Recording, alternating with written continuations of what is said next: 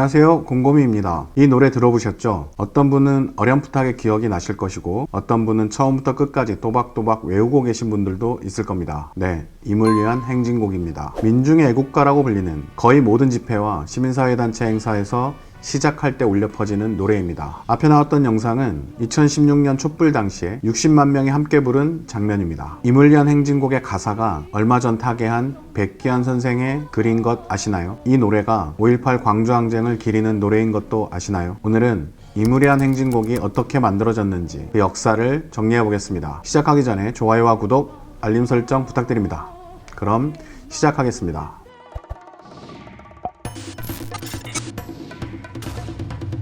2021년 2월 15일 백기환 선생이 89세 일기로 타계했습니다. 백기환 선생은 늘 가난하고 소외된 이들 곁에서 싸웠던 사람입니다. 1970년대 박정희 정권과 싸우다 1974년 긴급조치 1호 위반으로 처음 구속됐고 1979년에는 명동 YWCA 위장결혼 사건으로 투옥됐습니다. 1980년대 전두환 정권과 맞서다 1986년 부천서 성고문 진상폭로대회를 주도한 혐의로 다시 투옥되었습니다. 1987년에는 독자 민중 후보로 대통령 선거에 출마했다가 김영삼, 김대중 후보의 단일화를 호소하며 사퇴했습니다. 1992년 다시 독자 민중 후보로 대선에 출마해 완주하기도 했습니다. 그 이후 1990년대부터 최근까지 한국 사회운동의 어른으로 민중의 투쟁 현장 맨 앞자리에 있었습니다. 그리고 그 현장에는 임을 위한 행진곡이 울려 퍼졌습니다. 임을 위한 행진곡의 가사는 백기환 선생이 옥중에서 쓴 장편시 맷비날이 젊은 남녘의 춤꾼에게 띄우는 이라는 시의 한 구절을 노래가락에 맞춰 다듬어서 가사로 만들어진 겁니다. 맷비나리는 백기환 선생이 1979년 YWCA 위장결혼 사건을 주도하다 보안사 대공분실로 끌려가 혹독한 고문을 당하고 개헌법 위반으로 구속되었을 때 였던 1980년 12월에 쓴 장편시입니다. 백기환 선생은 사회운동의 지도자라고 불리기도 했지만 한국의 문인들과 폭넓게 교류했던 우리말을 사랑하는 시인이자 이야기꾼이었습니다. 백기환 선생이 남긴 유산이 많은데요. 그 중에서도 빛나는 것이 말, 우리말이었습니다. 새내기, 동아리, 목고지 같은 말이 백기환 선생이 처음 만들어서 쓰자고 했던 말이었습니다.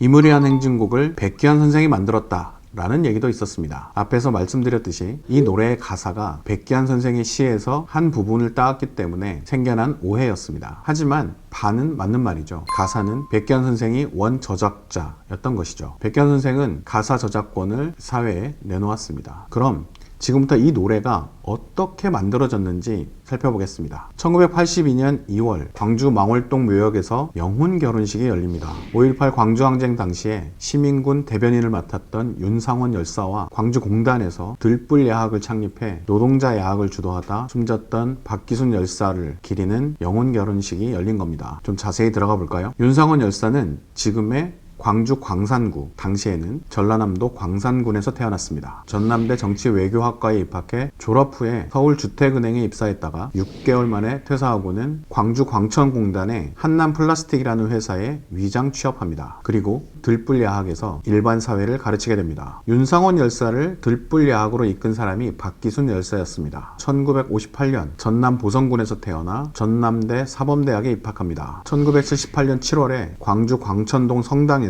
동료들과 함께 노동자 야학인 들불 야학을 창립합니다. 그해 10월부터 광천공단에 있는 동신강건사라는 회사에서 조립 견습공으로 입사하는데요. 그 즈음 광주로 내려온 윤상원 열사에게 야학 합류를 권유했다고 하죠. 두 사람은 들불 야학을 이끌어가는 주역이었다고 합니다. 박기순 열사는 1978년 12월 25일 야학당에 난로의 땔감을 마련하기 위해서 학생들과 동료들과 함께 산으로 나무를 하러 올라갔다가 수업에 참석한 뒤 밤늦게 귀가합니다. 그리고 다음날 새벽 연탄가스 중독으로 숨졌습니다. 윤상원 열사는 당시에 자신의 일기장에 이렇게 남겼다고 합니다. 영원한 노동자의 벗 기순이가 죽던 날 불꽃처럼 살다간 누이여 왜 말없이 눈을 감고만 있는가. 두 볼에 흐르던 장밋빛 늘 서럽도록 아름다웠지. 들불야학은 5.18 광주항쟁에서 매우 중요한 조직이었습니다. 계엄군에 의해서 광주가 완전히 고립되고 언론이 통제되었을 때 윤상원 열사는 당시의 진실을 사람들에게 알리고 시민들을 규합하기 위해서 들불야학 사람들과 함께 투사회보를 만들어 배포합니다. 그렇게 투사회보는 광주 시민의 눈과 귀가 되었고 윤상원 열사는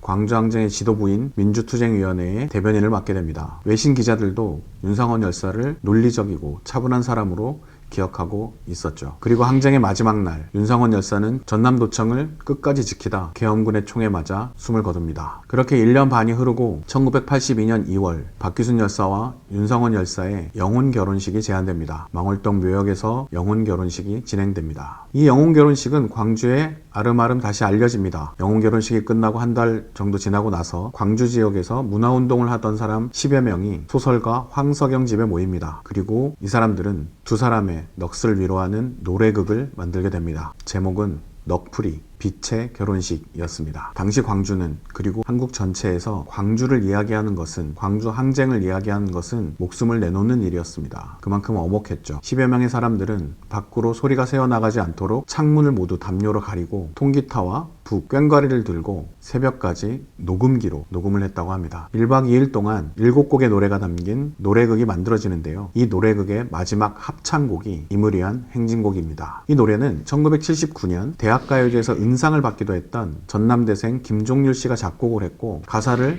논의하던 중에 황석영 씨가 책 한 권을 들고 와서 백기환 선생의 시 맷비나리의 일부분을 가져와 가락에 맞게 다듬어서 노래를 완성했다고 합니다. 이렇게 카세트 테이프 하나에 노래극이 담기게 됩니다. 그리고 그 노래극은 기독청년협의회를 통해 2,000여 개가 비밀리에 복사돼 전국으로 퍼져나가게 됩니다. 노래를 만든 지 얼마 지나지 않아 김종률 씨는 군대를 가게 됐다고 합니다. 그리고 1983년 첫 휴가를 나와 신촌을 지나다가 연세대에서 울려 퍼지는 이 노래를 듣게 됩니다. 단 1년 만에 인물 위한 행진곡이 전국의 대학가와 집회 현장에서 울려 퍼지게 된 겁니다. 그만큼 노래의 힘이 강력했던 것이죠. 그리고 지금까지 이 노래는 거의 모든 집회 현장에서 불려지고 있습니다.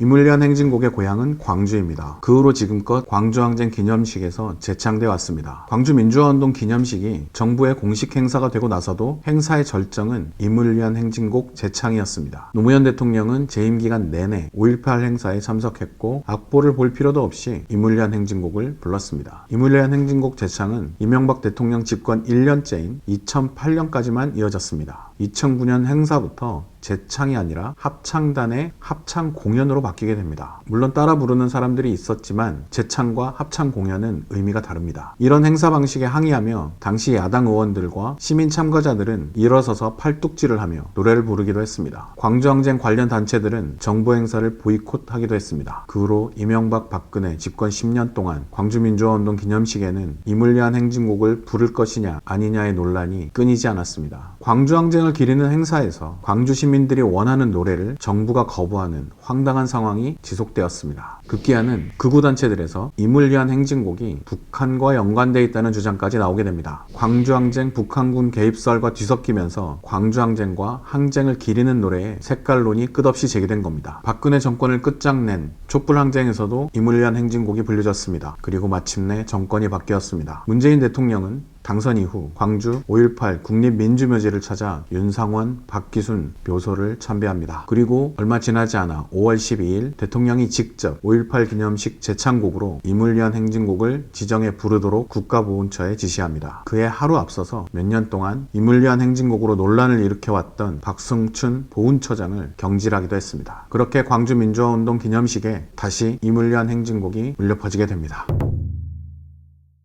유튜브에 찾아보면 세계 여러 나라에서 불리는 이무리한 행진곡을 볼 수 있습니다. 가깝게는 2019년 홍콩 시위에서 이무리한 행진곡을 함께 부르는 장면이 보도되기도 했습니다. 그 외에도 대만, 인도, 파키스탄, 태국, 캄보디아 등 여러 나라에서 이 노래가 불립니다. 중국에서도 불려지죠. 사실 이무리한 행진곡은 세상에 나온 이후 80년대 초중반부터 아시아 각국으로 퍼져나갔습니다. 1982년 한국과 홍콩의 운동권 학생들의 교류 과정에서 처음 외국에 알려졌다고 합니다. 이무리한 행진곡은 여러 나라에서 자기 나라 언어로 바뀌었고 그 나라의 민주화와 노동운동, 인권을 위한 투쟁의 노래로 불리고 있습니다. 이무리한 행진곡은 이렇게 마무리가 됩니다. 깨어나서 외치는 뜨거운 함성, 앞서서 나가니 산자여 따르라. 앞서서 나갔던 사람들이 있었습니다. 이 노래가 처음 넋을 기렸던 박기순 열사와 윤상원 열사가 그랬고 1980년 광주를 지켰던 광주 시민들이 그랬고 그 후로 수십 년간 민주화, 인권, 평화와 통일을 염원하며 싸웠던 모든 이들이 그랬고, 이 시를 쓴 백기환 선생이 그랬습니다. 민주화 통일, 진보를 위해 싸웠던 모든 열사들, 이름도 남기지 않고 쓰러져간 많은 사람들, 그리고 백기환 선생의 명복을 기원합니다. 그분들이 남겼던 뜨거운 맹세, 이제 산자의 몫이겠죠. 그 길을 따르는 것, 우리의 몫이 아닐까 합니다. 그것이 백기환 선생이 남긴 위대한 유산, 이물리한 행진곡의 의미입니다. 곰곰이의 역사해설, 이물리한 행진곡의 역사편은 여기까지 하겠습니다. 유익하셨다면 좋아요와 구독 부탁드립니다. 시청해주셔서 감사합니다. 저는 다음 편에서 뵙겠습니다. 합쳐지듯이 남녘 땅과 북녘 땅이 합쳐지소서.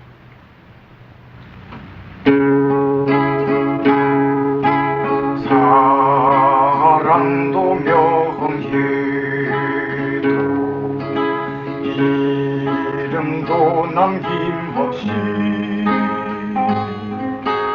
한평생 나가자던 뜨거운 맹세 동지는 간대하고 이빨만 남겨 새날이 올 때까지 흔들리지 말라. 세월은 흘러도 상처는 한다.